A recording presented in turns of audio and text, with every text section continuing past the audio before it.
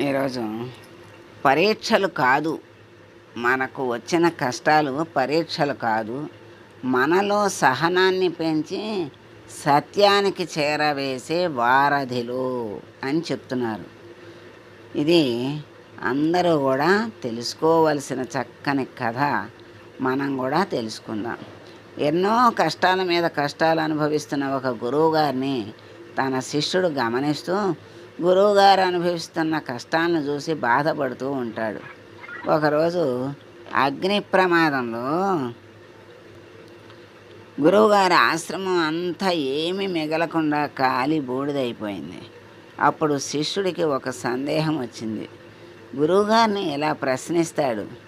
ఏమనంటే, గురువుగారు, మీరు ఎన్నో కష్టాలు అనుభవిస్తున్నారు, ఇది నేను చూస్తున్నాను. మీలాగే ఎందరో గురువులు కూడా మీలాగే ఎన్నో కష్టాలు అనుభవించారు. సోక్రటీసు, కబీరు, బుద్ధుడు, ఓషో, రాముడు, కృష్ణుడు, సత్య హరిశ్చంద్రుడు, ఇలా ఇంకా ఎందరో మహానుభావులు అందరూ కూడా ఎన్నో కష్టాన్ని చూశారు కదా.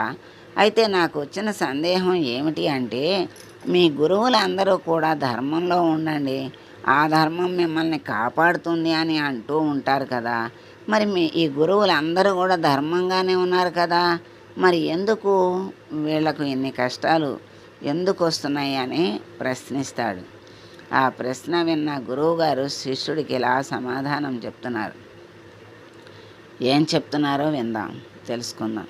నువ్వు గురువులు అందరూ ఎన్నో కష్టాలు అనుభవించారు అని నువ్వే అంటున్నావు, కానీ వాటిని అనుభవించిన గురువులు మాత్రం వాటిని కష్టాలు అనుకోవట్ల, పరీక్షలు అనుకుంటున్నారు. భౌతిక సుఖం కోసం ఆరాటపడే వాళ్ళు సహనంతో ఉండలేరు. ఎవరైతే సహనంతో ఉండరో వాళ్ళు ఎప్పుడూ సత్యాన్ని చూడలేరు, చేరుకోలేరు. మనలో సహనాన్ని పెంచేవి ఏమిటి అంటే, జీవితంలో వచ్చే పరీక్షలు మాత్రమే. మనం ఎన్ని పరీక్షలైతే ఎదుర్కొంటామో మనలో అంత సహనం పెరుగుతుంది. మనం ఎంత సహనాన్ని పెంచుకుంటామో అప్పుడు మనం అంత సత్యాన్ని చూడగలుగుతూ ఉంటాం, చేరుకోగలుగుతాం.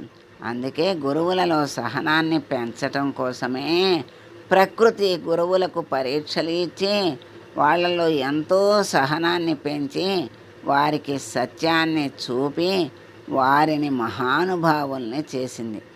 కాబట్టి మనకు వచ్చే పరీక్షలు అని అనుకోకండి, అవి మనలో సహనాన్ని పెంచి సత్యానికి చేరవేసే వారధిలు అనుకోండి. అంటే కష్టాలని అనుకోవద్దు, పరీక్షలు అనుకోమన్నాడు. మళ్ళీ పరీక్షలు కూడా అనుకోవద్దు. మనలో మన మంచికే, అది కూడా ఏం మంచి, మనలో సహనాన్ని పెంచి భగవంతుడికి దగ్గర చేసేటువంటి వారధి అనుకోండి అన్నారు. మరి కష్టం వచ్చినప్పుడే కదా భగవంతుడు గుర్తొచ్చేది. ఆ విధంగా కూడా భగవంతుడికి దగ్గర చేస్తుంది కష్టం ఎంతో మరి బుద్ధిని ప్రచోదనం చేస్తుంది. అంటే అంతకుముందు ప్రవర్తించినటువంటి ప్రవర్తన గుర్తు వచ్చి ఒక్కొక్కసారి ఆ తప్పులు గుర్తు వచ్చి చేసిన తప్పులు, ఆ తప్పుల్ని తెలుసుకుని ధర్మంగా నడవడానికి మనస్సు ముందుకెళ్తుంది. ఇంకోసారి తప్పు చెయ్యకూడదు అని నిర్ణయించుకుంటారు. మరి మరి భగవంతుని వైపు తిరిగితే పరీక్షలు లాంటివి అనుకుంటాం. బాహ్యంగా చూస్తే కష్టాలు అనుకుంటాం, అంతరంగా చూస్తే పరీక్షలు అనుకుంటాం. ఇంకా ఆలోచిస్తే ఇది కూడా మన మంచికే, మనం భగవంతుడిని చేరుకోవటానికి ఇది ఒక సోపానం.